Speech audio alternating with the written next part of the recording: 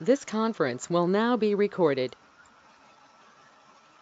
Okay, so in the discussion that we had last class, right? So we talked about we had created an overview of acquisition scorecard. We just completed whatever we had discussed, right? We just did a summary of that, and then we had discussed the overall framework of a behavior scorecard in details, right? So we talked about we used the example of a credit card, and we saw the different nuances of a behavior scorecard. Like, say, for example, why a behavior scorecard is used, how is a behavior scorecard implemented, or how is decision making or risk management decision making done using a behavior scorecard, and so on, right? So, what are the areas where scorecard can be used, etc. Now, followed by that, so following that, so we saw that there are two broad type of scorecards that we have, right?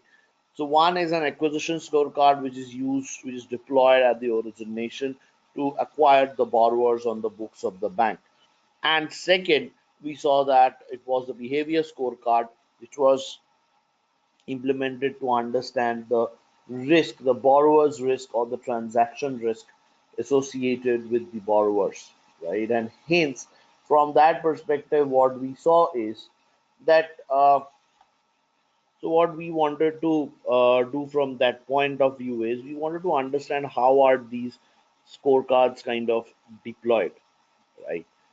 And having seen that, uh, our objective over here was to understand how these scorecards can be developed, because when we explained the working of a behavior scorecard, right, or an application scorecard, we had a scorecard like this which contained a few important variables, which contained few categories, and correspond to each categories it contained a few scores. So similarly for acquisition scorecard also, it contained few variables and the certain categories and respective scores.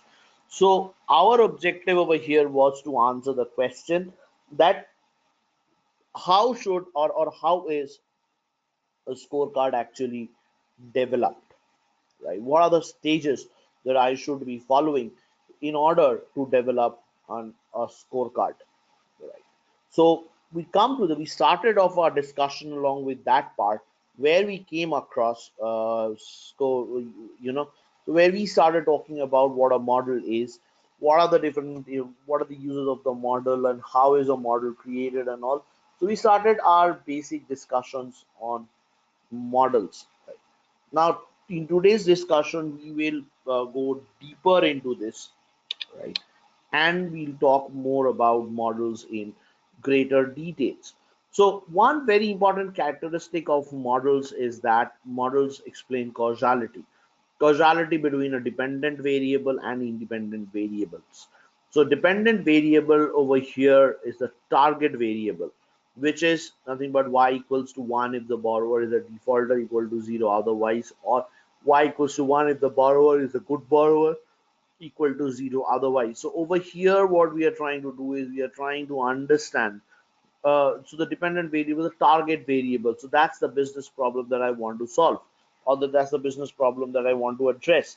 So the business problem over here is y equal to 1 if defaulter implies that y equals, I will be flagging an account as y equal to 1 if the borrower defaults in the next 12 months, and so on, right?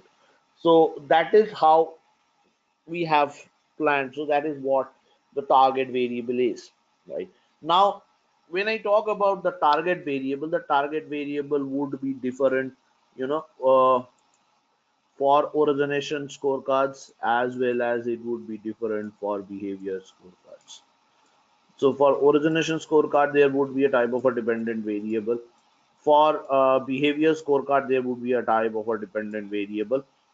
But on the whole, both the dependent variables would be categorical in nature,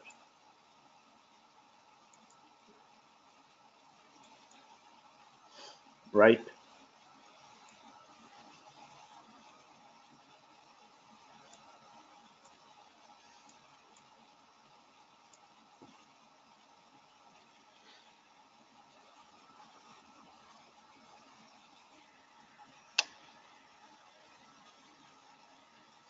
Right, so that's one part. Now after this, the next part that we have over here is, again, the next part that we have is the following.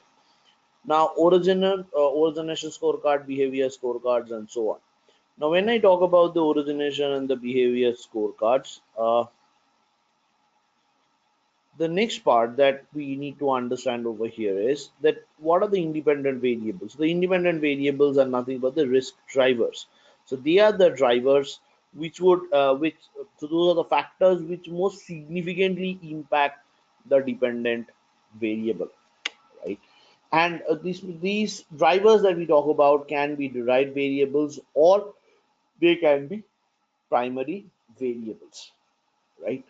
So the word, so we said that the very first point from where a scorecard exercise would begin is that of a scope analysis, because the first thing that you need to do in order to develop a model is to convince your business that a model which is existent needs to be redeveloped, or the fact that there's a business which is being done using normal business sense and subjective business decisions should undergo a proper model development exercise, right? So there should be a proper model development, uh, should be a proper model which should guide this business. So from this perspective, what we get to clearly see is that, you know, so that's the point from where the model should, or any model development exercises should begin, and that part is known as the scope analysis and gap identification. So in the scope analysis and gap identification, as modelers, we are expected to do something of the following sort. So first of all, there are two possibilities under which we may need to do this exercise. First is a case one. So what is the first case that we have over here? Case one over here is that your accounts, uh, the business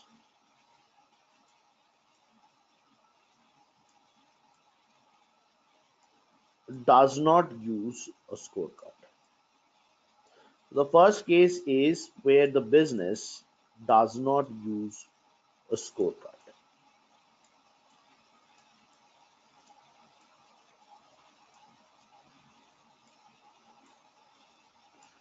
Use a scorecard.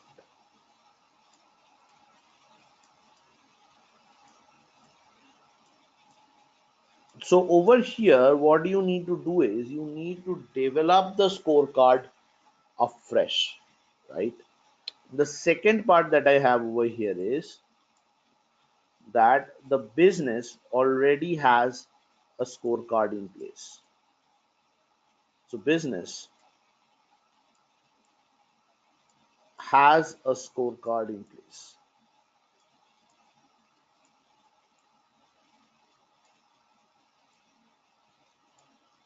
The business has a scorecard in place. Now, the question that comes out is that if the business already has a scorecard in place, why do I need to redevelop the model? Now, convincing the business to redevelop a model is comparatively difficult. Now, this is what I have seen, right? It's comparatively difficult than to propose a fresh scorecard. So then to develop the scorecard for the first time, saying that without the scorecard the blending process is difficult. Now business does not, let's start with the case where the business does not use a scorecard. So basically the business does uses its logic or its subjective business decisions, and they lend out, and they carry on their lending process. And that is where we say that,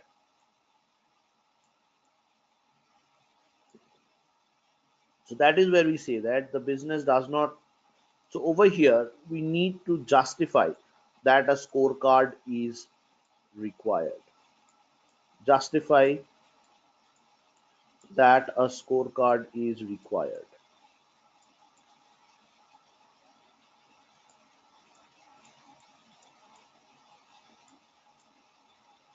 That a scorecard is required.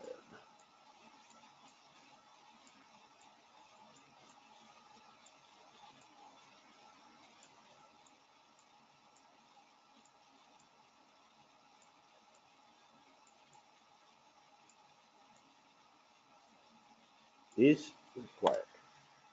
So that's the first thing that we need to answer, right? So that is justify that a scorecard is required. Now, if I am to justify to a bank, say suppose there is a bank in Middle East who does not use any scorecard for their application decisions. So what they do is they have their basic application checks which they do, and basis the business justification, they just lent out the loan. But what they do not do is they do not have any proper well-defined scorecards through which the applicants are passed and basis that the decisions are taken. So how do I justify to a bank like this that they need a scorecard for their business decisions, right? So now if that is the case, so the next thing that we would want to do, that we would like to do over here is that, so we would justify that a scorecard is required. How? In order to justify that, I need to show them that the way that they are acquiring their borrowers on the books of the bank, they are actually committing a problem, or they're entering into a problem of adverse selection. That is, they have, so the way that they have been acquiring the borrowers on the books of the bank, they have been, creating a problem of adverse selection. Says that it creates a problem of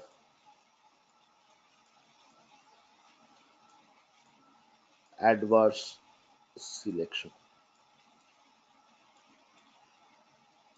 So what is adverse selection? So adverse selection is where we are selecting the bad borrowers instead of the good borrowers. Like I just show you an example, right? So one of the strategies of classical banking was to filter out good and bad borrowers basis their basis the interest rate associated with the borrower, associated with the loan, right? So one way to do this, one way to reduce the riskiness, was to reduce the size of the exposure, and hence what they did was they raised the interest rates. So one uh, one plausible strategy of classical banking was to raise the rates of interests, right? Now when rates of interests are increased, what happens is lesser people start taking credit, right? So something like this had actually happened in, and this is a story that I'm saying you, I mean that I'm narrating is from the 1920s in Europe and America. So what used to happen is, so the very conventional view is that if you raise your rate of interest, your demand for the funds would actually go down. So, so this is where I have my funds, or this is the funds,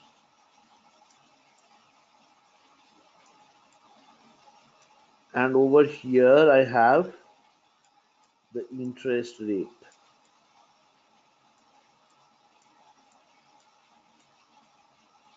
The interest rate, right? Now let's say that this bank does not do a risk-based lending. So what they do is they try to reduce the riskiness associated with the bank by reducing the overall exposure size that is available to the bank. So if my exposure is reduced, my riskiness is also reduced, right? And hence what I have over here is a negatively sloped graph. So higher the rate of interest, lower will be the demand for funds, and lower the rate of interest, higher will be the funds. So if I label this part as R0, rate of interest 0, this is quantity of fund is F0. Now when the rate of interest is cut down to R1, the demand for the fund increases to F1.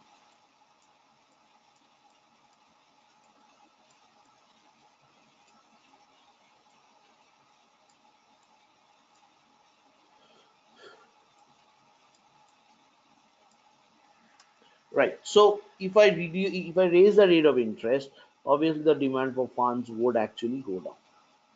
Now, if the demand for funds goes down, the exposure to which the bank or the exposure which the bank has will also be going down. Now, given this framework, given this very framework, the banks used to do their initial lending processes in the 1920s. So, but this led to a certain problem. Let's say that there was a market rate of interest R star, right, which we call the equilibrium rate of interest or the market rate of interest.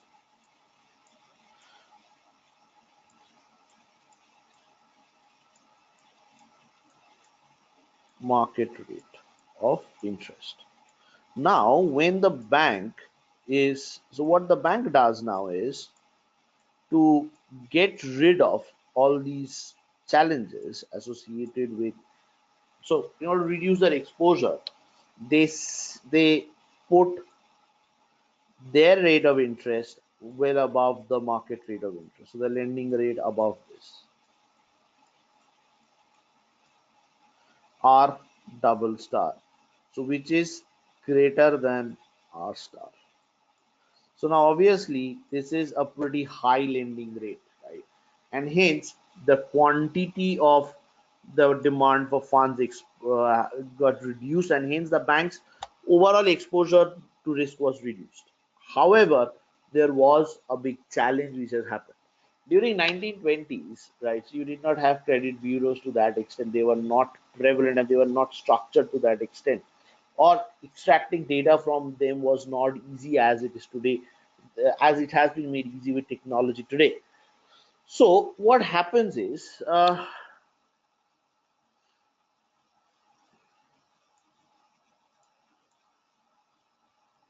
so over here R star, R double star is greater than R star, right?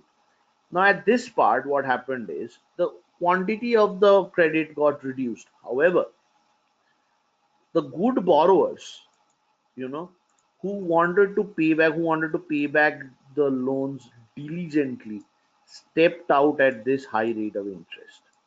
So good borrowers, or many good borrowers, stepped out at this high rates of interest. Borrowers stepped out.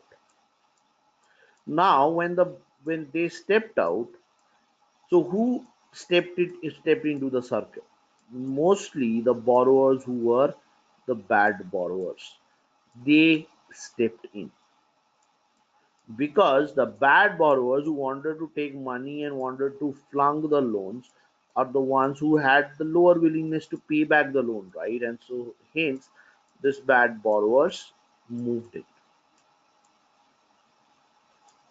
Hence the overall distribution of the portfolio changed. So even though the quantity of the overall size of the exposure reduced in terms of riskiness, but the overall distribution of that exposure had changed, and now a larger proportion of the balances was now being held by the bad borrowers, and the good borrowers had relatively lower proportion of the balances, and hence when delinquencies happened, right, and these accounts started defaulting in the long run, the banks suffered huge losses, which was primarily one of the major factors responsible for the 1929 Great Depression, right? So this kind of a strategy led to a problem of an adverse selection, and that is where precisely the scorecards come in, because the scorecards help you assess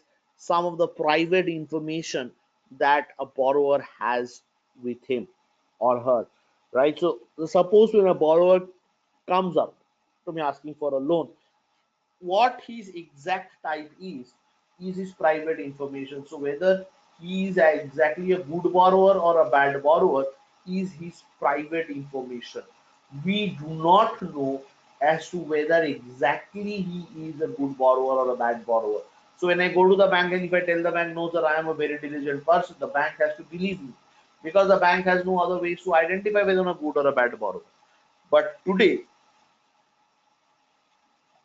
with the role that credit bureaus play, as well as with the different types of the risk scorecards or risk models in place, we can frame some kind of an idea about how good or how bad this borrower probably can be.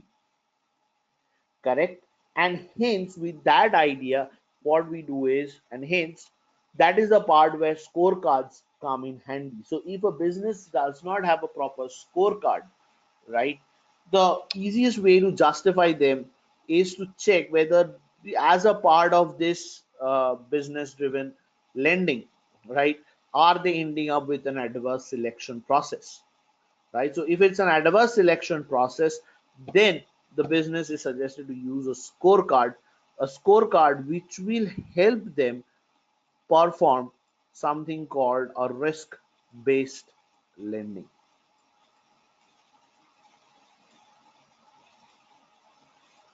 Risk-based lending. So as you know that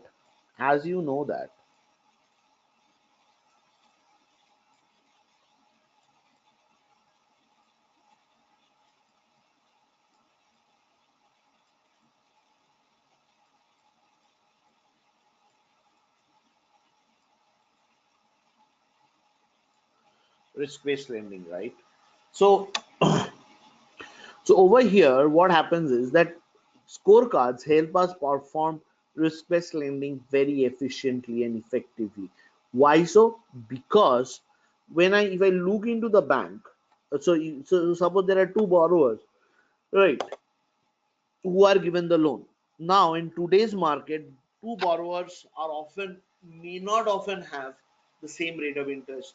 So I take a loan of 10 lakhs and Piyush takes a loan of 10 lakhs, but I may be charged a rate of 12%, but Piyush may be charged a rate of 11%, because it is seen that, and even though majority of our risk characteristics are more or less similar, I am relatively more risky in some specific characteristics, and hence I'll be charged a greater premium for getting that loan, whereas Piyush would be charged a relatively lower premium for getting the same loan, right? So that is what we call risk-based lending. And risk-based lending requires that your portfolio or your accounts be ordered in terms of their relative riskiness, right? So this is where your risk-based lending comes into play, and for doing this risk-based lending we require these scorecards, right? So this is the line of justification along which building up scorecards can be justified for model development exercises. Clear?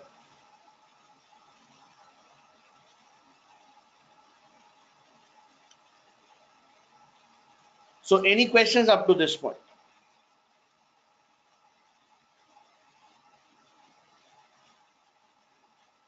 Just think through this part that I have discussed, and then we'll take up the next part. Yeah, I have a question here. Yeah, please tell me. Yeah, so basically, uh, so this application scoring card is always used in risk-based lending. So, Right. so the scoring which these credit reference agencies like CIBIL and these do, that is also application scoring because that is some kind of score which is calculated on the based on the parameters on the previous lending of a customer. So Right. how is that scoring different from this application Okay. scoring? Okay. So that's a good question, Anshul. Anshul. So basically, I'll give you a background to this. So what happens is, the rating that credit agencies do is based on the behavior of a borrower with multiple other banks, or based on his credit history, right? And they generate a score. So based on your recent defaults or your recent delinquencies, as your past delinquencies, everything. So based on that, they do a credit rating. However, banks have their own application scorecards, right? And when they are developing their application scorecards, the CIBIL scores, or the bureau scores, often enter into these models as an input, right? Also, sometimes the way that they do is the risk-based lending that is done as a combination of the internal scores and the bureau scores. So you can think about that. I want to create a rate of interest schedule, right? So what I do is I have my bureau scores on one side and I have my internal scores on the other side, right? So I have my bureau score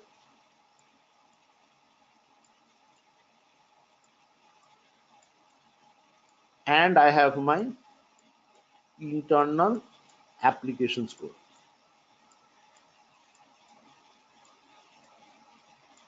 right?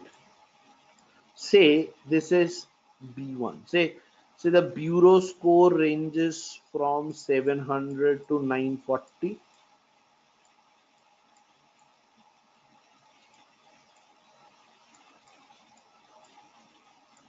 right?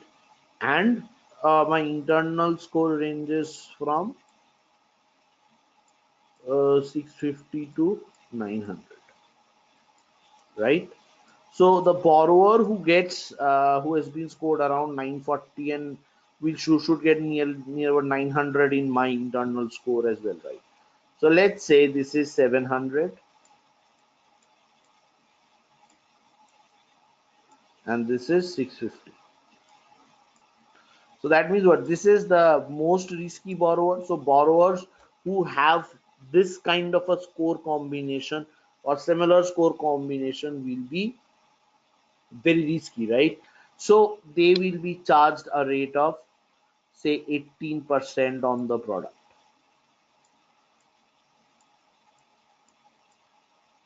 right? Next, say I write it as 705. So borrower who has got like nearly 705 as per the bureau score, but 650 as per the internal score means what? That more or less in terms of the bank's performance with the bank or the bank's information or the risk drivers that the bank considers for acquisition scoring, right? Both these borrowers are similar, but in terms of credit history, this borrower is relatively less riskier. So a rate of interest of 17.6 is charged. So like this, interest rate schedule can be created, right? So when you look up to this course and these scores together, and finally what you get is we get the score matrices, right? So finally, we get the interest rate schedule, and accordingly, we actually price the loan.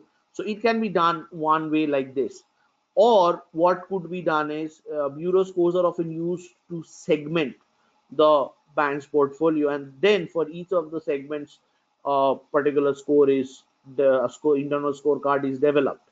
Also, one way can be that the bureau score itself enters as an input into the or as an explanatory variable into the application scorecard, given that the bureau score reflects the overall background history of the borrowers. So there can be multiple ways through which this can be done.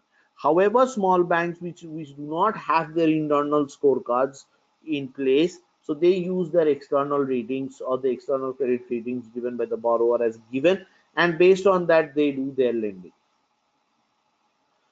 right? Because the bureau may not represent certain factors which is intrinsic to the bank's portfolio, right? So banks who feel that their intrinsic portfolio factors have a greater role to play in terms of explaining the origination risk of the borrower would also develop their own application scorecard while use bureau variables or bureau scores as a part of their models.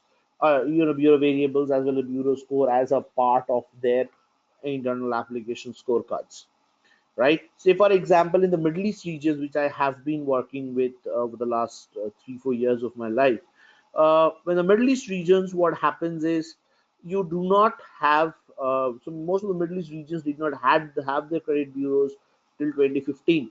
So it was the internal acquisition scorecard which had to be trusted upon, right? But now, yes, in most structured geographies, you have both the external ratings as well as you have your internal bank's acquisition scorecard. So it can be leveraged in any one of the ways that we just discussed. right? Okay. Answer. Any other questions? Yeah, yeah, yeah. So does that explain your So, query? so one, yeah, yeah, it does explain my query. Okay. So one more Mhm. question is here, like when we do this application scoring, Mhm. internal to the bank, so whatever Mhm. data is provided by the customer, that is only used to develop our model, and the No, bank doesn't not only. buy. Yeah, No, not necessarily. The bank, whenever you are developing your internal scoring models, right? yeah. You banks often do purchase certain bureau variables, and with those bureau variables as well as the mix of their internal variables, they create the final model. Okay, so one some data is something which is being purchased from bureau.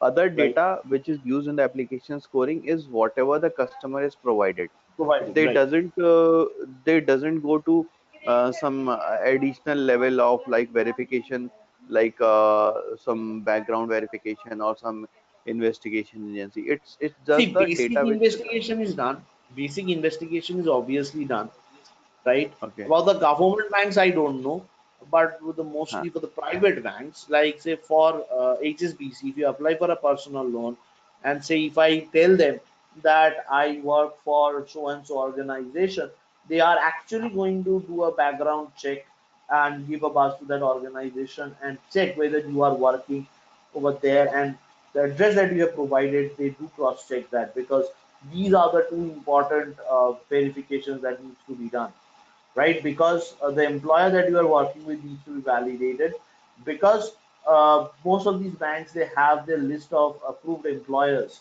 you know, uh, like low risk employers, mid risk, and high risk employers, because the employer's risk is also a part of, or is also to some extent reflected, would be reflected to the obligor if he is a salaried guy.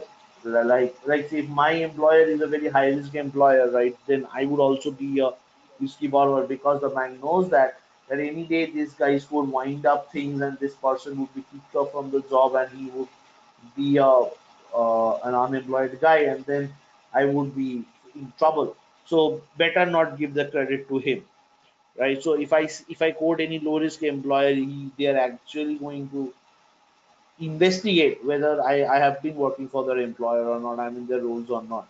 So so those background verifications are done for the information which are provided, right? But again, yes, in today's world where data is so integrated, most of the historical factors which the guy quotes about his credit history can be easily verified from the bureau information, right? So bureau variables are extracted, and using those bureau variables and these internal and the required internal variables, you can develop your final model, Okay. Okay. Fine. right? Yeah. Yeah. Right. Right. Okay. So any other queries?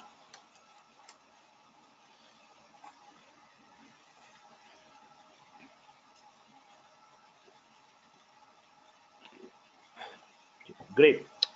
So Hello, let's, Tanmay. yeah, tell me. Uh, I'm really sorry to interrupt you. Just No, wanted to please ask tell me. basic question like, what is the major difference between behavior scorecard and a PD model? Okay. So there is, so these two concepts are very closely related. Okay. I Okay. mean, we often tend to kind of confuse between these two parts. Now, see, behavior model, when I'm developing a behavior scorecard. So Mm, what is a scorecard? A scorecard is where you are generating a set of scores corresponding to categories of a given variable, right? So where are these scores coming from? These scores are nothing but their calibration of your PD. So lower your PD is, higher your score is. It's as simple as that, right? mm, Now, the PD model that we generally use, we refer to the Basel PD model, right. right? So what distinguishes a behavior PD model from a Basel PD model? Now, when you are developing a behavior PD model, you are developing it basis your business portfolio. So your bank has a portfolio, And in that portfolio, so I mean, your bank has a say a loans portfolio, right? And you are developing a behavior PD model, a behavior PD. Now, in the behavior PD, you are trying to reflect the most recent loss behavior that your portfolio exhibits, right? Hmm. So you are building that over a very short span of data, and the PD reflects more of your portfolio. So it reflects your portfolio characteristics very closely, because the way you are developing that model is you are looking into your portfolio, you are developing your own performance periods, you are developing the observation window basis the way your portfolio has been behaving, right? But when you are developing a Basel PD model, it's a regulatory model, right? Hmm. And it is bound by certain regulations and certain characteristics which you cannot override. So Basel for a retail model says that the performance period has to be 12 months. So whenever you are developing a Basel PD model, your performance window is fixed at 12 months. Whereas when you are developing a behavior PD model for that matter, you have your own independence to determine your uh, performance window. You have your own freedom to develop your loss definition, so your bad definition. So Basel strictly says an account is bad if it's 90 days past due. For your portfolio, it may not be so. So when Hmm. you are developing a Basel PD model, many of the portfolio characteristics get overridden by more conservative by more conservative regulatory considerations, right? So the PD model that you are developing for Basel is subject to a set of conditions, subject to a set of restrictions which your you know which the modeler requires, right? I mean, which the regulators require. Whereas when you are developing a behavior PD model, it's not that case. You have a lot of independence in developing your PD model estimates. Okay, thank you. And both PD, like PD model or behavior scorecard, are reported at a account level, right? Right, so these are all account level models. However, you can have a behavior scorecard which is reported at a customer level also. But generally, if I'm talking about a PD model, it is always an account level scorecard. Okay, thank you. Thank you. Uh, And this application scoring is basically application model. So a customer who has applied for a loan or a yeah, landing will do application scoring for that. yeah, And behavioral scoring is for a customer who's already a customer. We have already given him loan, and what yeah. are the probability of him to get a default, and then calculate the Correct. expected So, loss. right. So to manage acquisition strategies, so whether I should give him the loan or not. So to channelize your primary credit, you do your acquisition scoring.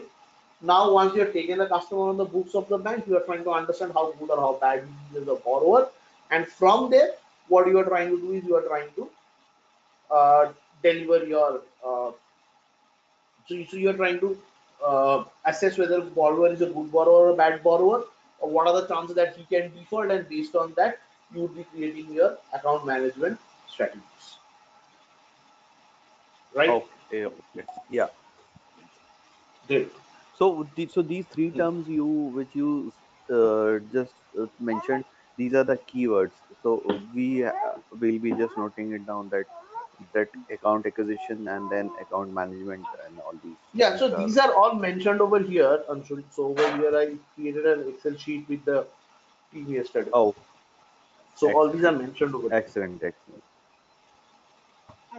Okay, Uh, excellent, excellent. Tan Tanmay Yeah. Pradeep this side. Just a Hey, hi. very basic question. I just wanted to understand the difference between account level and customer level. Okay. Okay. So basically, so there are two levels. So any data is reported at two levels. Say for example, I am a customer, right? I'm a customer with HSBC. Now, I have a personal loan going with HSBC. I have a credit card going with HSBC, and I have an auto loan going with HSBC, right? So I'll have for in the on the books of on the loan books, I'll have one account ID. On the credit card books of the bank, I'll have another account ID, and on the auto loan books, I'll have another account ID, right? But all these three IDs are mapped to my customer ID, right? So when I'm developing a loan, say a model for the credit cards, right? That's an account level model that I'm developing. When I'm developing a model to understand the the default or probability of default for auto loans, that's an account level model, because for that portfolio I have only one account over there and corresponding to that, so I'm trying to assess it at the portfolio level, that what are the chances of the accounts to default. Now think about a higher level of aggregation. You want to understand that on the whole, what is the probability of this borrower to default.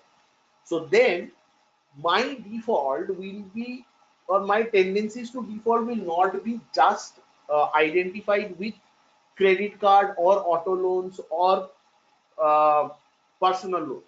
So all these three assets together will come up, and my behavior on these three assets on a cumulative basis will give my overall probability to default, right? So when I'm aggregating this at the customer level, so now I am not looking into then what is the probability that this account will default in this particular book. What I'm saying is what is the probability of this customer to default. So if I default in any one of these assets that I have with the bank, I'll be a defaulter, right? So when I'm develop, what are the factors that would drive this customer to default in the next 12 months? That is a customer level scorecard. So in a customer level scorecard, you are pulling out all the assets that a customer has with the bank, and cumulatively for that basket of loans, you are trying to assess his riskiness of default, Okay, thanks. Thank you. right? So generally the scorecards that we develop, generally the PD models that we develop are account level models, right? However, at times basis requirements, we often look into the customer level scorecards or the customer level models as Okay, all right. well. Great.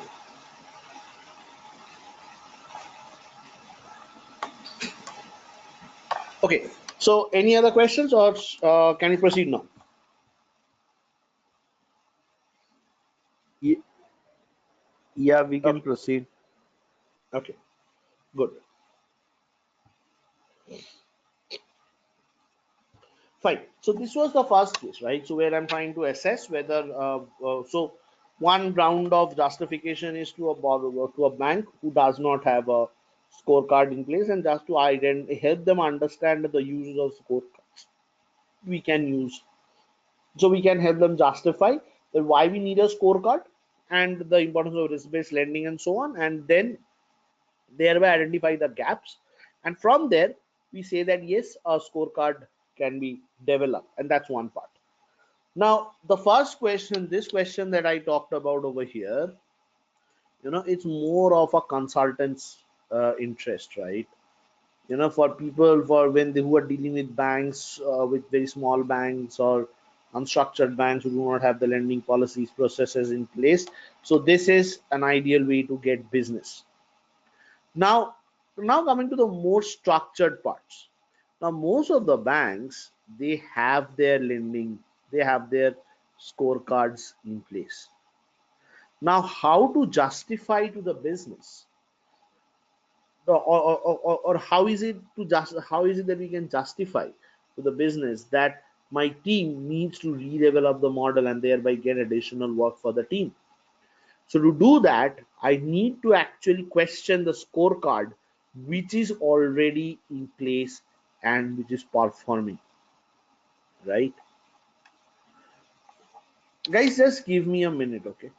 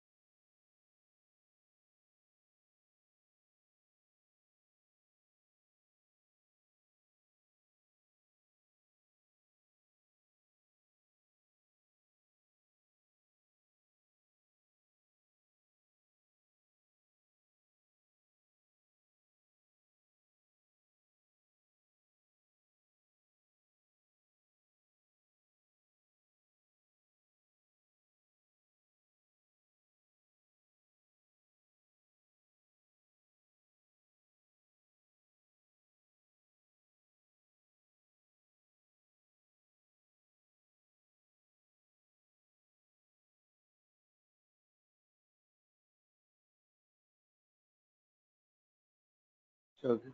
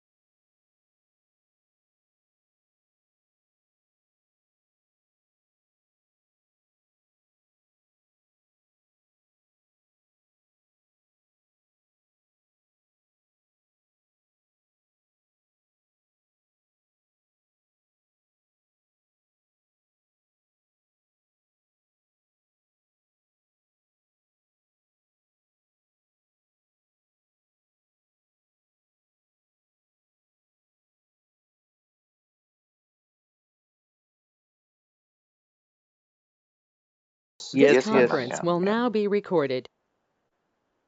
Okay, great. Thank you guys. Thank you for putting up. Okay, so as I was saying, uh, now when so the second part of the gap, the second case that we were talking about, where a business already has a scorecard in place, right?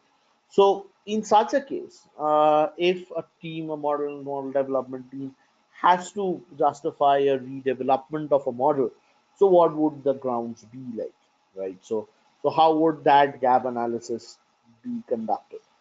So in such a case, any so basically, if I have a particular scorecard in place and I need to justify the redevelopment of the model, right? So then what we need to do over here is we need to do the following. So over here, we say that, so basically, if I have to justify this, that the scorecard that is in place needs to be redeveloped. So the first thing that I need to say is that the existent scorecard has deteriorated in terms of performance. The scorecard has deteriorated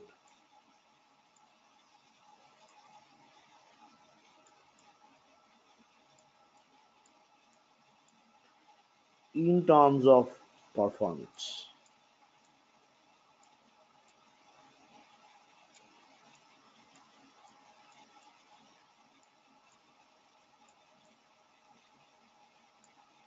In terms of performance, right? And the next thing that I need to show them is, so not only that it has deteriorated in terms of performance, but this deterioration is adversely affecting the portfolio or the overall behavior of the portfolio. So the next thing that we need to show is that the deterioration is adversely impacting.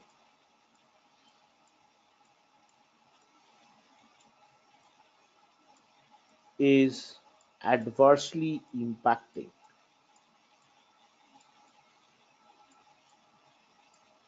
the overall portfolio.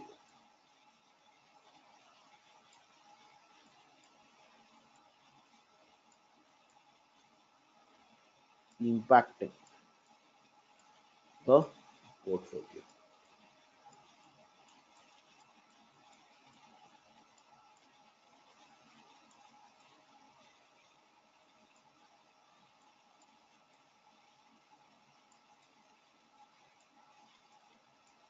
Impacting the portfolio, right? So over here, what I get to see is that the scorecard has deteriorated in terms of performance. And not only that, so once a scorecard deteriorates in terms of performance, right, it should also be adversely impacting the portfolio, right? So one thing is, when I talk about the deterioration, it's not that it has just deteriorated once or twice in a month. What we need to show is that the deterioration has happened consistently over a period of time, right? So it has happened consistently over a period of time, and as a result of this consistent deterioration, the portfolio has become adversely, or the portfolio has been adversely impacted, right? So one major thing that we need to show over here now, when I say that the portfolio has been adversely impacted, what do I mean by it? So what I mean by it is the following: that since the time the deterioration has begun, right, the overall delinquency pattern in the model has changed, right? So the overall delinquency in the model has been changing over a period of time. So this is your time,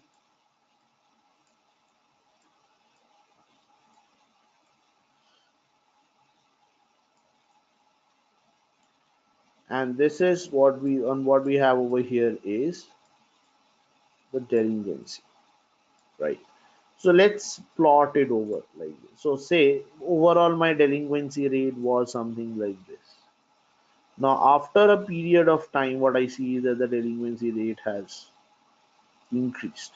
So if I have a look over here, right? So if I have a look over here, I'll see that now if I take this as a point of deterioration as my T star, TD star. Now since the model has started deteriorating in performance, there has been an increasing trend in the delinquency rate, right, of the portfolio, the overall delinquency rate in the portfolio, making the portfolio relatively more riskier, right? Why is the portfolio becoming more riskier? Because the scorecard has deteriorated in terms of its performance. That is, it cannot effectively distinguish between a good borrower and a bad borrower, right? So the scorecard has deteriorated in terms of performance, and the deterioration is adversely impacting the portfolio,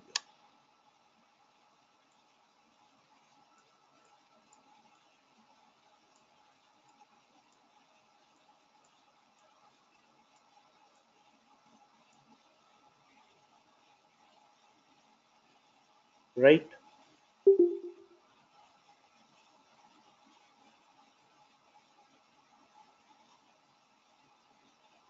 So the next part that we have over here is,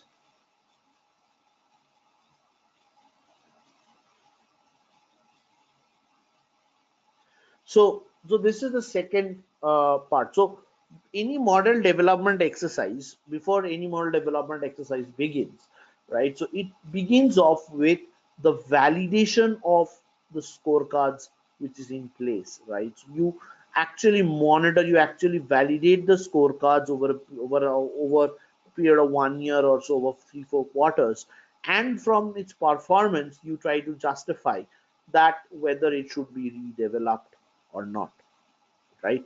So these are the two types of gap analyses which must be made in order to justify that a scorecard needs to be built at this point of time.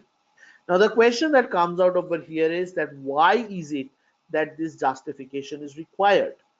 Because from the business's point of view, developing a scorecard, a new scorecard, and implementing it would involve a certain amount of cost, right? And once they bear that amount of cost, they should be in a position to recover that, or they should be in a position to get back that cost over a period of time, right? Now, when and how is it possible? That is the question, right? So basically, the business has to do a cost benefit analysis when they are talking about implementing a new scorecard, right? And once they can, and they will talk about, or they will be willing to develop or redevelop a scorecard if they know that the cost of the scorecard will not be, you know, if the cost of the scorecard will not be, so they would be willing to redevelop the scorecard if they know that the cost that they would incur from building the scorecard would overcome the benefits.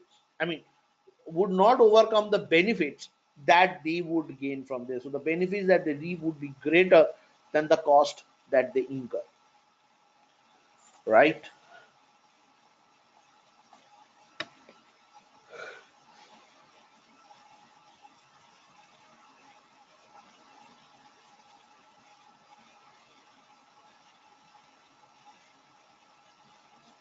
So these are the two broad. So these are the first two stages. The first stage of building a scorecard.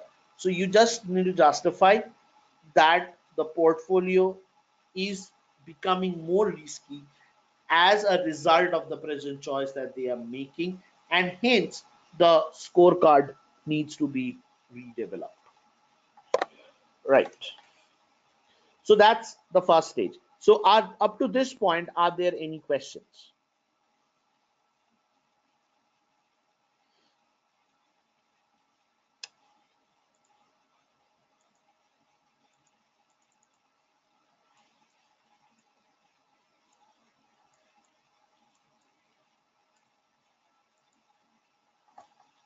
So any questions up to this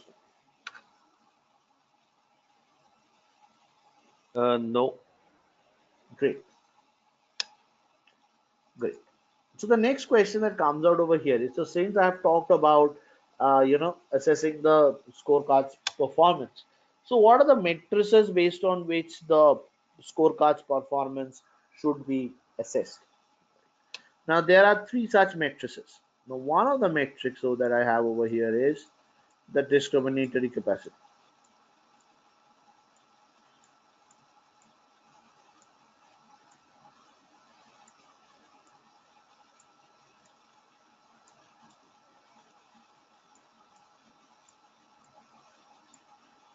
Discriminatory capacity. The next part is the accuracy.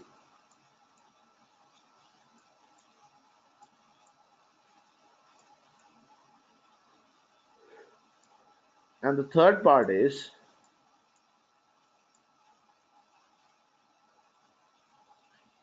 so discriminatory capacity, accuracy, and the third part is your stability.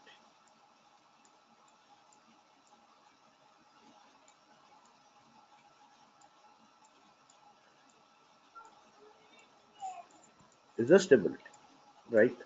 So So these are the basically performance measuring techniques which we use to measure the performance of correct. our score.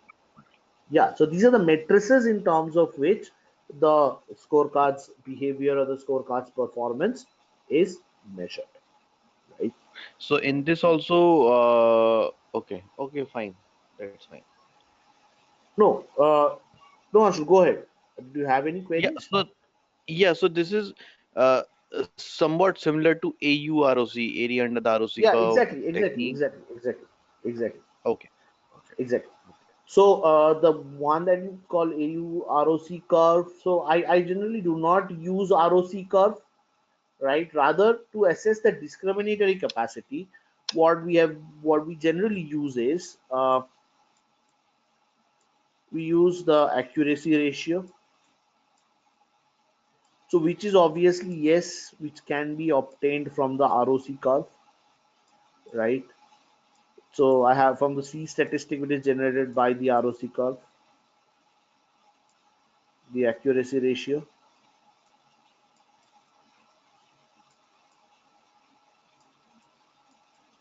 or the AR as we call it.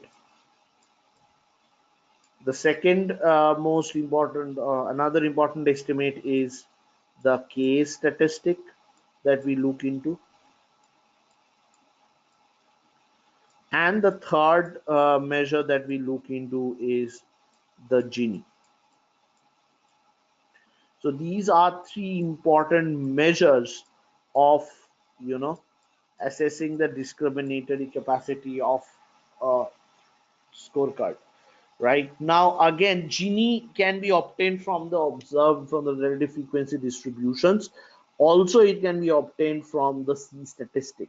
So, according to a Basel working paper, a BCBS working paper, the Gini coefficient that we have, the Gini is 2 into C minus 1, right? So where C is the C statistic that we obtain from the output of a logistic regression model, right? Which is again identically equal to the Somers D. So these are all very famous or very well-known measures of discriminatory capacity or discriminatory capacity obtained as an output of the logistic regression from the PROC logistic, right? So So, is there any law which says that to measure the performance, we have to first follow this ROC and then K this Gini ratio and no, then no, no, K no. See, there statistic? is no Or such it, laws. There are no yeah, such laws. You can say it's the industry best practice, right? So when we look into this descriptive measures and all, we generally look at in terms of these three measures: the case, Gini, the accuracy ratio, as well as uh, the Summers D or the C statistic. So you can incorporate C statistic over here as well. So that is also acceptable. I mean, it's not that we don't use it, but we generally use I mean, like what I generally use is I use the case and the Gini to assess discriminatory capacity. The only reason is that these figures can be computed from the observed good bads uh, across core D sites, right? So these measures can be computed from the observed behavior of goods and bads. Now, given that they can be done, so that would be a more reliable or a more robust measure of the discriminatory capacity. Whereas the C, if you compute Gini using C statistic, you would get a similar kind of a value, but that C stat itself is based on a theoretical notion, right? So C is a very theoretical, it gives a very theoretical approximation to Gini, right? So they would, I don't say that it would be very different value of Gini if I do it using the observed values and I do it using the C stat, but I generally find it comfortable, or I generally find it more reliable to use the observed values than the C stat, because in C stat we do it. The C stat is computed corresponding to sensitivity and one minus specificity, the ROC curve, right?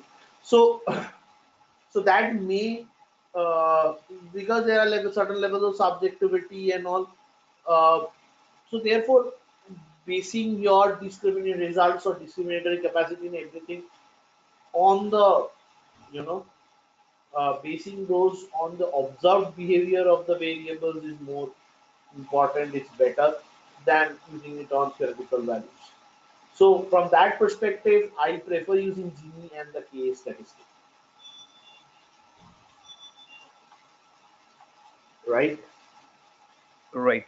So, so there is a, so is there any comparison chart or comparison parameters on which No, no, we no, no, no, decide no, no, no. No, which you one we need have not to have select? any comparison chart or parameters. I mean, these are alternate choices, right?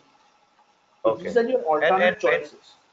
Huh. when we have to go with which technique, there is no such criteria or No, no, guidance. no, no, no, no, no, no, no. You can see Genie alternate case alternate C step. Guys, just give me a second. I'll just teach you. Okay. Just give me a second. Huh. Yeah.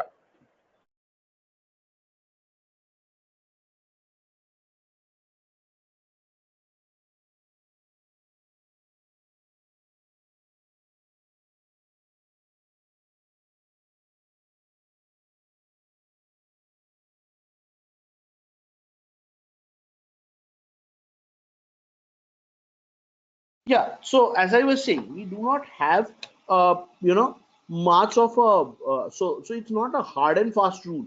So you can use case and Genie are mostly used, right? So C stat accuracy ratio can also be included, and all of them will give you a similar result. So it should not be that case suggests you that the model has a very high discriminatory capacity, but the C stat value is very low. It should not happen like that, right? So so that's what. But otherwise,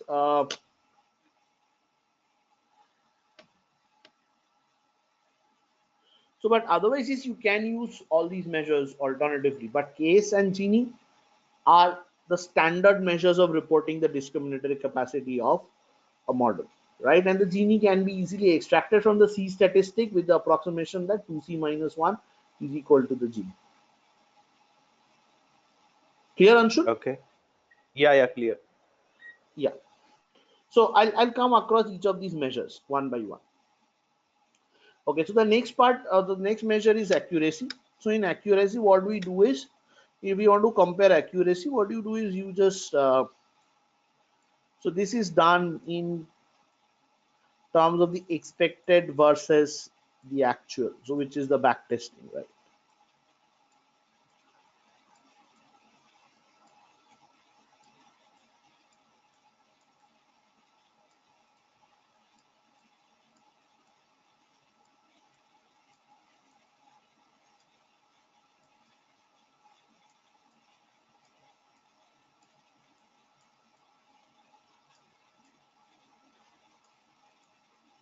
So the expected versus actual analysis, right? So like so in an expected versus actual analysis, what we are trying to do is we are just trying to look into the number of observe number of goods and bads, and we are looking into the classification and the misclassification rates.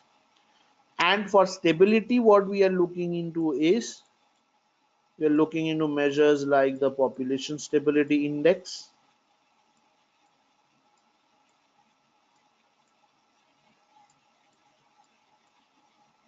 a population stability index. Then we have other like variables, the variable deviation index. Also, what we have is a characteristic stability index.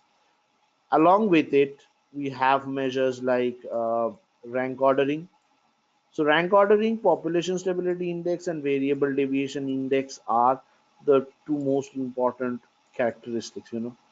So these are the two important measures to identify the stability of the population, stability of the variables, as well as the, the stability in terms of your discriminator model's performance, right? Index, population stability index. The next part that I have over here is the rank ordering.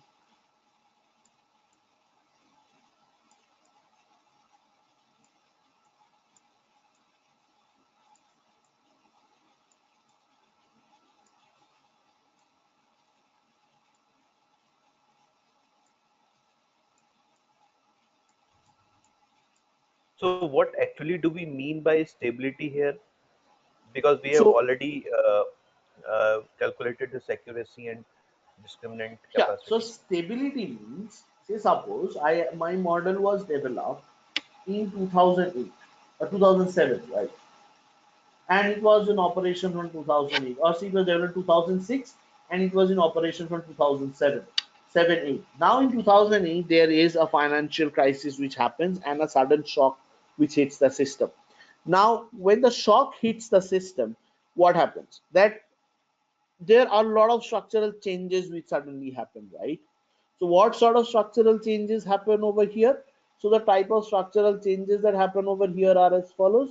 That's the business takes certain stringent decision which alters the composition or the overall behavior of the portfolio, right?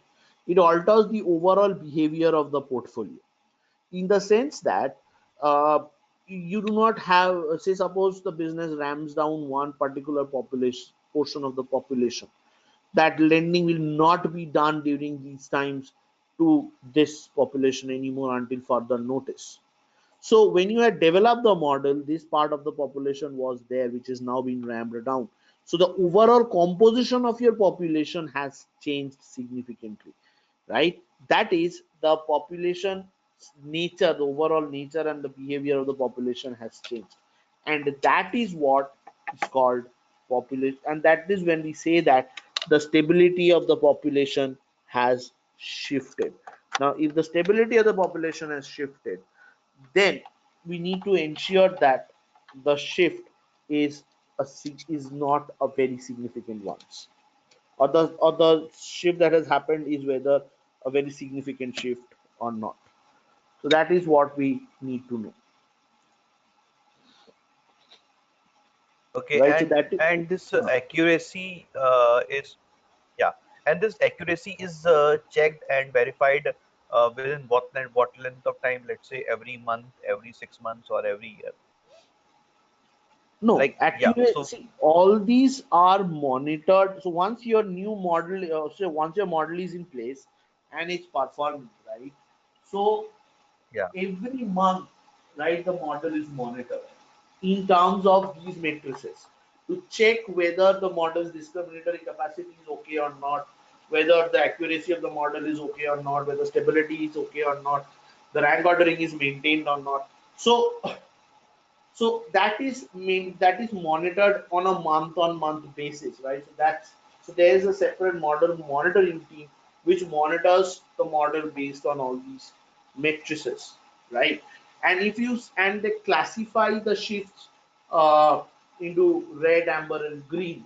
So green implies no significant shift, amber implies a medium shift, but like but something which needs to be an action needs to be taken into it, and red implies a severe shift. Now if your model is in red over a prolonged period of time, then you know that there has been some major shifts around, right? So for example, if your accuracy is gradually falling down, you know that the model's discriminatory capacity is going down, because once the model's discriminatory capacity will go down, only then will the accuracy start dwindling, right? So the errors in the prediction will increase. And obviously, that can also happen that everything else remaining unchanged, the population has totally shifted. The nature of the population has become totally different. Say, for example, I'll give you one of the instances which I had seen was that before 2007, 2008, so a bank used to lend to both, used to give credit cards to both, to relationship borrowers and non-relationship borrowers. Now, by relationship borrowers, I mean borrowers who have certain demand deposits with the bank, right? So, say a FD with the bank or certain minimum of relationship money. Relationship money is the minimum amount that we need to maintain a savings account, or a minimum amount of money deposit that we need to maintain in the bank in form of FDs, RDs, or your savings account, whatever, right? So banks which have that minimum uh, cutoff, So basically, borrowers who have that minimum criteria are flagged as relationship borrowers. Now, credit card was initially given to both relationship as well as non-relationship borrowers, and the division was around 78% of relationship borrowers and 22% was non-relationship borrowers, right? And these were two model segments, and two models, acquisition models, was developed for each of these two segments. Now, now what happened was that 2008 struck. Right now, with 2008, it was seen that there were huge defaults in the non-relationship segment. So the management decided that non-relationship segment should be ramped down totally. So no more lending was to go and do for these borrowers, or no bookings to be taken for non-relationship borrowers until and unless it's a very exceptional case. Hence, what happened was the overall population size of the non-relationship borrowers was smashed down totally, which reflected as a shift in the population stability. And thus, during this period of time, the population stability index, whatever its formula was, had shifted, and it showed a red shift for continuously for a period of time, right? So the segmentation structure based on which a model was developed was totally damaged, right? And hence that model could not be in that place after a point of time, and hence it needed to be redeveloped, right? However, the business knew that the ban that they had kept on these non-relationship borrowers, so a new model was for long, right? So hence a new model was developed. Now, once a new model is developed, that model is in place. So that business decision that non-relationship borrowers would not be incorporated in the bookings further until further notice resulted in the shift in the population index to happen and a breakdown in the segmentation structure of the model. Hence, what we did was, and hence what was to be done from here was, we should be, or which what we needed to do from our end was, we needed to redevelop the model, right? Because the entire model had shifted, and now the non-religious segment comprised only a 1% of the population. So a fresh model was redeveloped. But again, after a period of time, when this impact of downturn was over, like around 2011, 12, like 12, 13-ish, the business again reintroduced the non-relationship segment, but this time they reintroduced a non-relationship segment with certain controls. So again, the overall structure of the model was disturbed, right? And it needed to be redeveloped. So if the segmentation structure based on which a model is developed is damaged, then you may need to redevelop that model once again, right? So it may be other factors, that there were some variables which you had used in your models, right? But now that variable is no more relevant, or that variable has some kind of lost relevance for the overall behavior of the model, and hence that model needs to be redeveloped.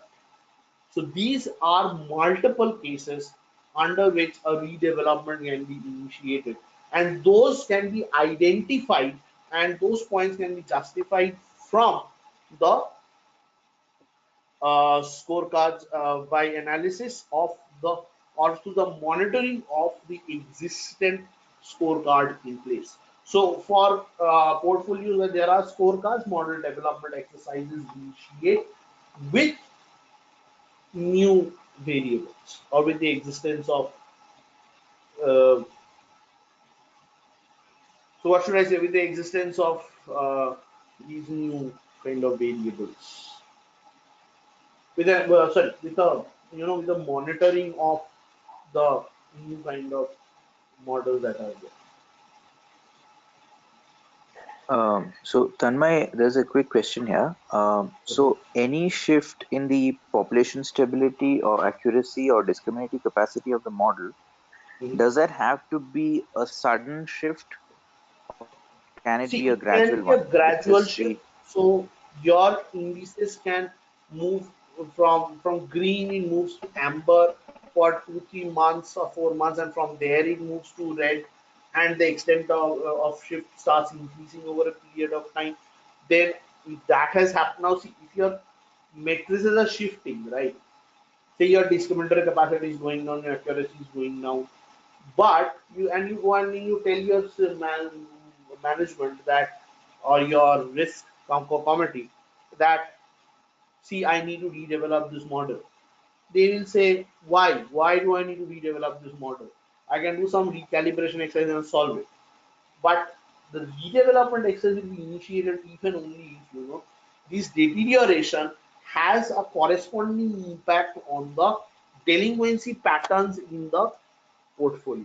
So not only just looking into the shift, it's not about an abnormal or sudden shift or a gradual shift, but it's about the time from where the shift has begun and till date when the shift has continued, what is the corresponding impact on the portfolio as well. If you see that the delinquency patterns or the delinquency risks have the delinquency patterns have changed, right there, that yes, this is where this model can come in. So this is where the riskiness in the portfolio is also increasing because of the failure of the scorecard to capture those risks.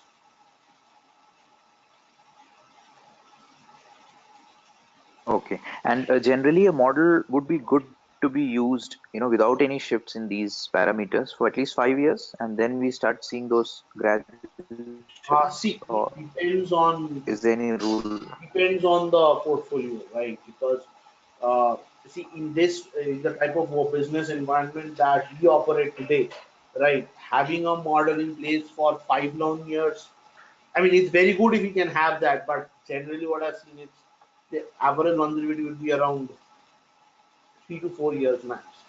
And after that, Hmm. after that, these shifts begin.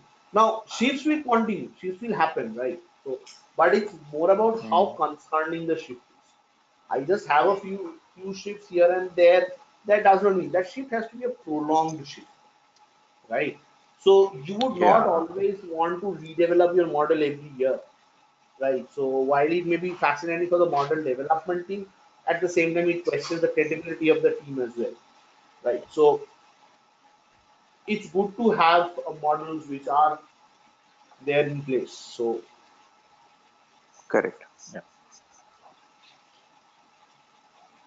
yeah, So another question here is, so if accuracy is measured in terms of percentage, what percentage of accuracy should be considered as good accurate? Like let's say see, there 60, is 70. there is Yeah. no such startups. There is no such startups, right? So the higher the accuracy is, the better it is.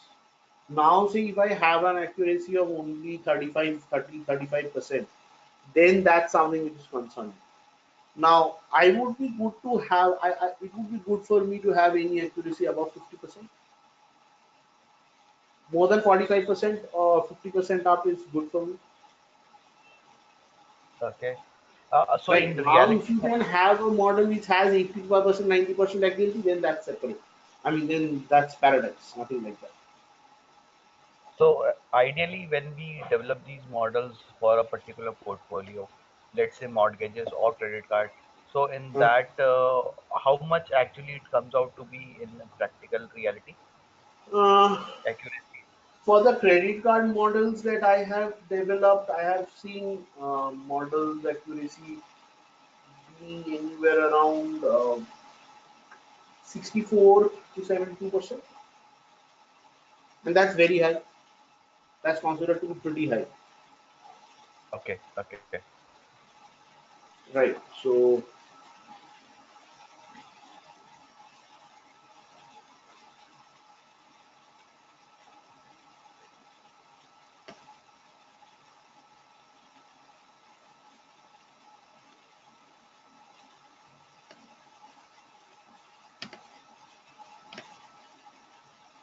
right?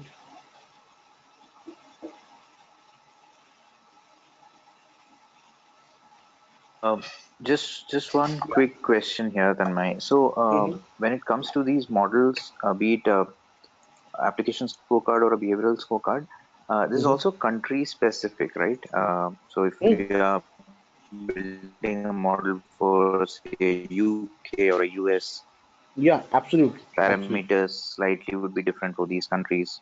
Obviously, Yeah, the the variables would be different portfolios would because be the some, same, but because the countries are different, we look at correct, it in a different way. correct, because the portfolios will be different. Yeah, Right. Also, there would be certain variables which might be banned in US, so which you cannot use even if they're statistically significant in US. So if it is like in UK, it would be there can be separate set of variables. So there are multiple reasons as to why this can happen. So obviously yes, across different geographies there would be different models. okay, thanks. Clear? Great, great. Great. So with this, so I'll be coming when I talk about these accuracy matrices, K statistic, Gini coefficient, and also we'll come to it when we talk about the models in more details. I'll not go into these concepts right at this point of time. So this is the first step that we need to do, right? And through the gap analysis, we need to identify the present gaps in the existing model and the impact that those gaps are having on the overall riskiness of the portfolio. And once that is done, we'll move to the next stage of model development, right? Okay. So before I start up with the next stage, I'll just take a 2 minutes break and I'll get started. Just give me 2 minutes time. So in between, if you want, you guys can take a quick break and then we'll get started.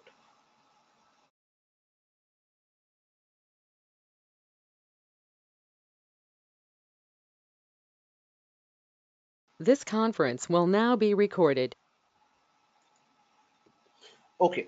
So the next part is that so before we moved on to the break, we just talked about the scope analysis and the gap identification, right? So how this gap can be identified and everything. So the next part that we need to talk about over here is the following: that after having identified the gaps and having seen that these gaps actually result in making the portfolio relatively more riskier, right? The next part that we need to understand, the next part that we need to look into is the following: that so now we have been approved, it has been approved that yes, the model development exercise should initiate. Now the what is the next step which follows this exercise? So the next step that follows this exercise is the data extraction and the data quality check.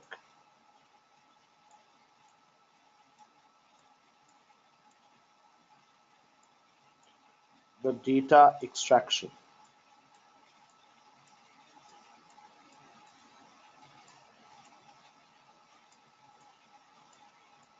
Data extraction.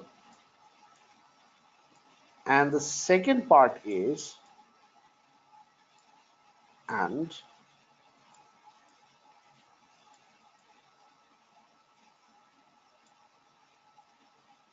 the data quality check.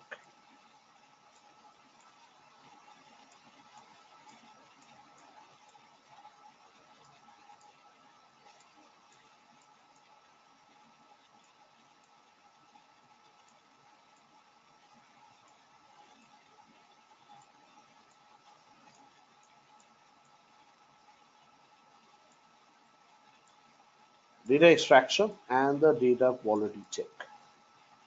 Now this is very important. Now both these two parts, right? So now data extraction and data quality check, you can divide them into two sub stages, but on the whole, these two measures are together. They are one, right? So over here,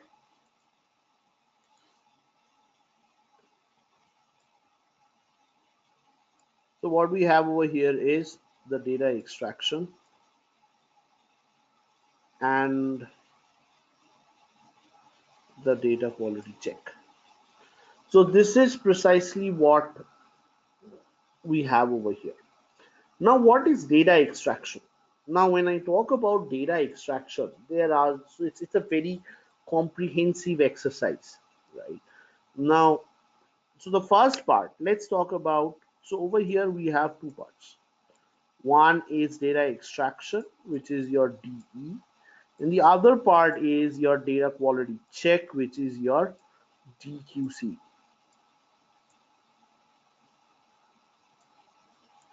So DE is your data extraction. And the next part that I have over here is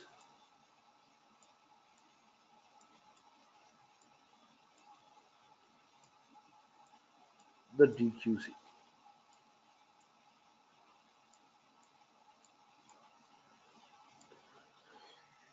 DE and the DQC, right?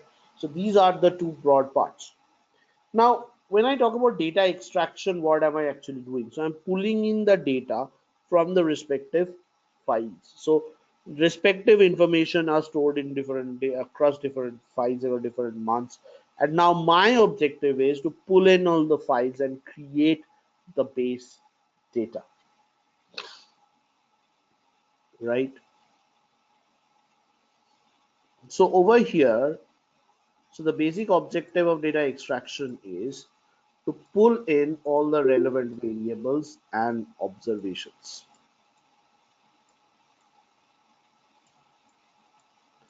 Pull in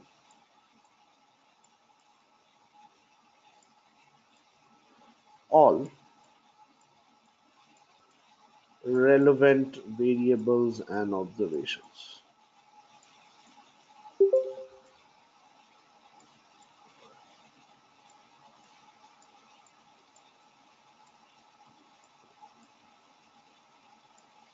Variables and observations.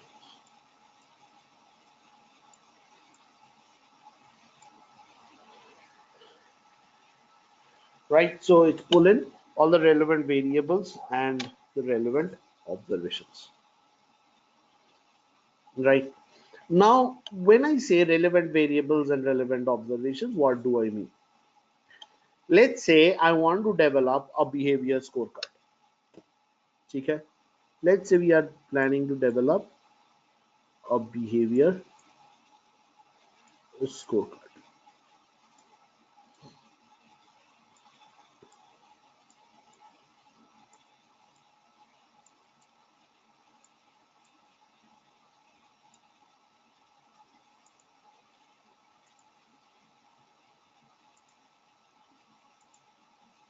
So I want to develop a behavior scorecard, right? So the question that comes out is, how would I plan my data extraction in terms of the number of variables,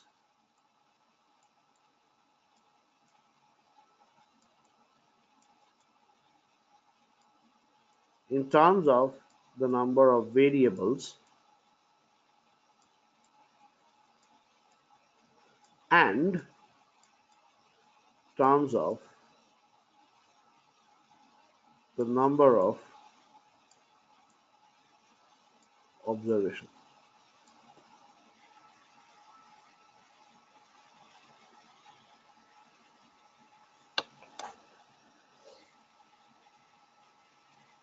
Right? So in terms of the number of variables and in terms of the number of observations. Okay, so what is the number of variables? So let's contribute, right? So please put in your thoughts.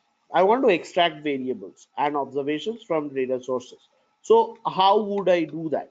So over here we need to understand what are the things that we need to extract and what are the challenges that we can find while we are extracting them, right? So let's start and let's assume that behavior scorecard, we are developing it on credit cards. So I'll show you this particular part as well. So I want to develop a behavior scorecard on credit cards. So what are the type of variables that we will extract and what are the type of observation that we'll extract? And then we'll come to the challenges that we can face while we are extracting them. Yes, so what are the variables we can extract? What are the type of variables that we should extract?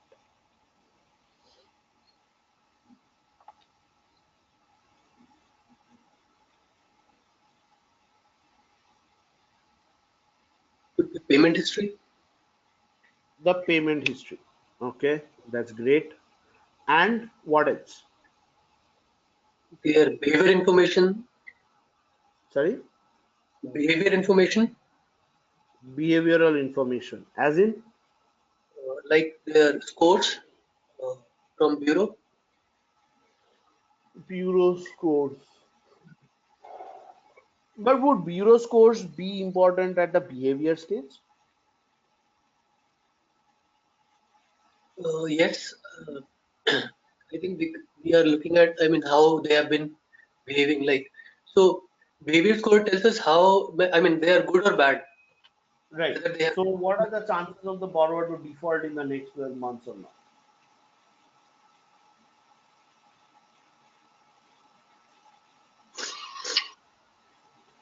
So, if you are looking for payment history, before that, the what we need to look for is the billing history, Yeah, right? So, first of all, there are four broad type of variables that we will look for in this case. First is your payment history.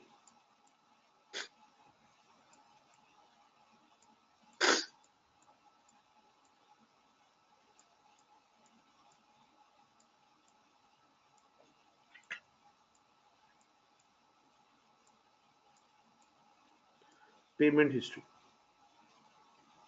right? So first your payment information on your payment, sorry, first your information billing history should come. So once your billing history is known, what are the billing components, right? So what is the amount outstanding? So billing history will give me an idea about the amount outstanding, the amount that has been used, the amount of purchases that has been done, late fees if any, what are the fee component, what is the total amount that is to be paid. So one is billing history. Now followed by the billing history, next comes the payment history. Like how much have the borrower paid back? Has the borrower paid back everything or not? Has he paid back late charges or not? Like, so is he only paying back the minimum amount or not? And so on. So that is seen in the billing history, right? Now the next part that we want to know is, and the most important part is delinquency history. So how has the borrower ever been delinquent on his credit card payments? So is this borrower in the phase of going, or is the account in a phase of being kind of delinquent? So is he being delinquent over the last 3 4 months at a stretch and is going on doing that? So his delinquency history is the next important variable that, or the next important set of variables which needs to be extracted, right? Now the next set of variables that would come in is the card information.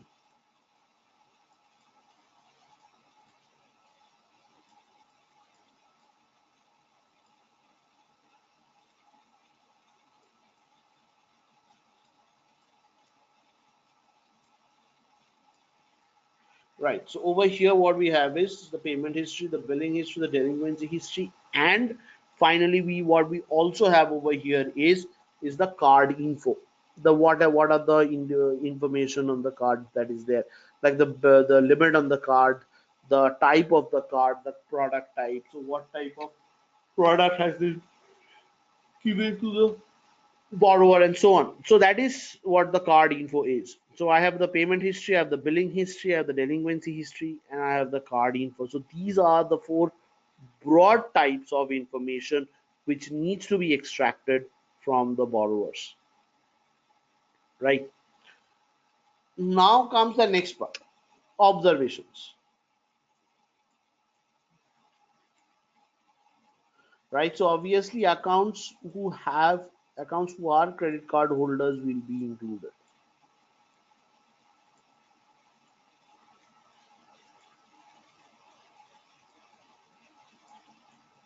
Accounts who are card holders and are reflected in the portfolio has to be included.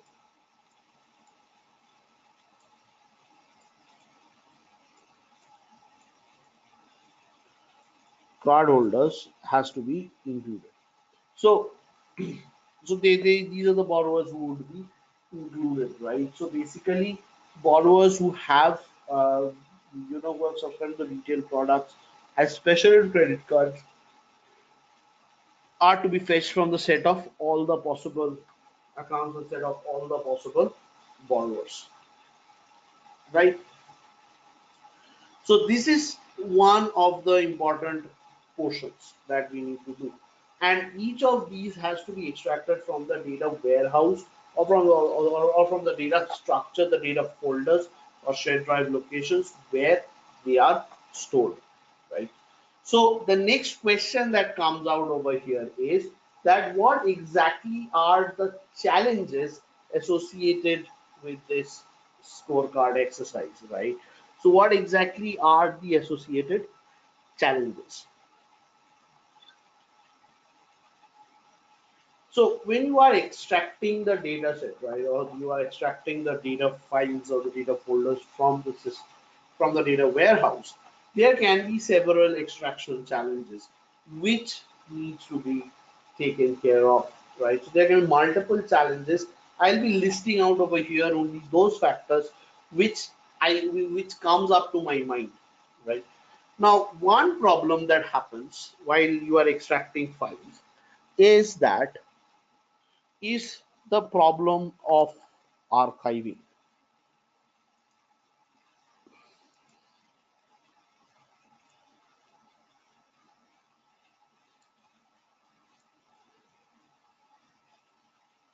So the problem that we can have over here is the problem of archiving.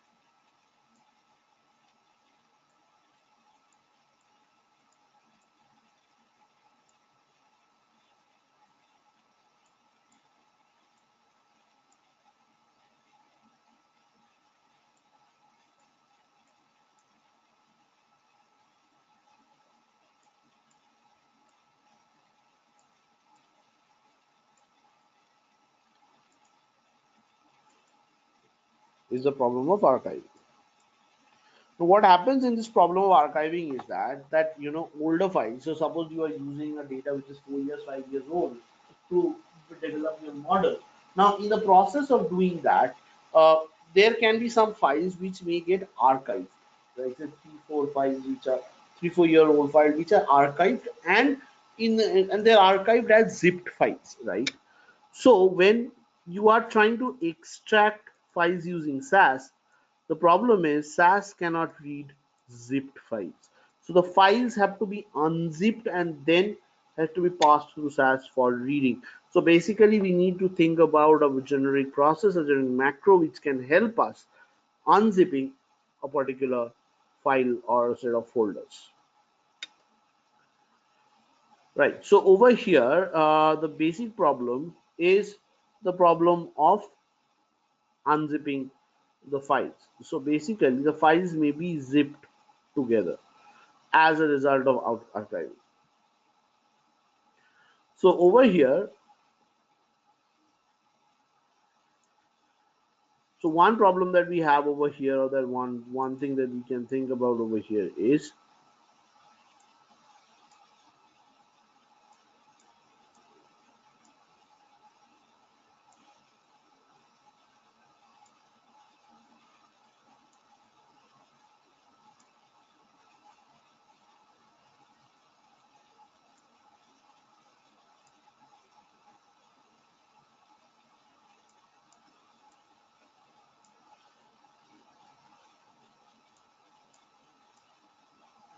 Yeah. So the next part is, so one of the part is that one of the problem is that this data set, the data set which are archived may be zipped, and hence SAS may not be able to read the zip files. Therefore, these files need to be unzipped, right? Also, similarly or very similarly, we would also have different kinds of approaches, right? So there can be different kind of things. There can be other different kind of challenges as well, right? Along with that, so not only unzipping, but it could also be that there can be other challenges, such as when you extract, so all the variables are not extracted properly. There are some challenges in variables, so those also needs to be checked up, right? So problem archiving is just one of the problems of associated with data extraction, but there are other problems involved into it as well, right? So we'll take those discussions up in the next class, right? So in today's discussion, we'll call it a day over here, because from the 11:30 there are so we have the IFRS 9 classes beginning today. So I'll just call it a day over here. So just unwind a little bit, and then those who are interested to join those demo session can join as well. I'll share the link over shortly today, right? So and let's discuss these problems in the next session. So in the next class, we'll be talking about these challenges of data extraction. We'll be talking about the data quality check procedures, and from there we'll move into the performance using building up the dependent variable, independent variables, and model development validation overall framework. Right. Once this scorecard model development framework is completed, then we move on to take out application scorecard once and behaviors followed by behavior scorecard followed by the Basel models. Right. So that's going to be our roadmap looking forward. Right. So let's take a pause here for the day, and let's meet up at 11:30 again. Thank you guys. Bye bye. Have a great time ahead. Thank you. Bye. Thank you guys. Bye bye.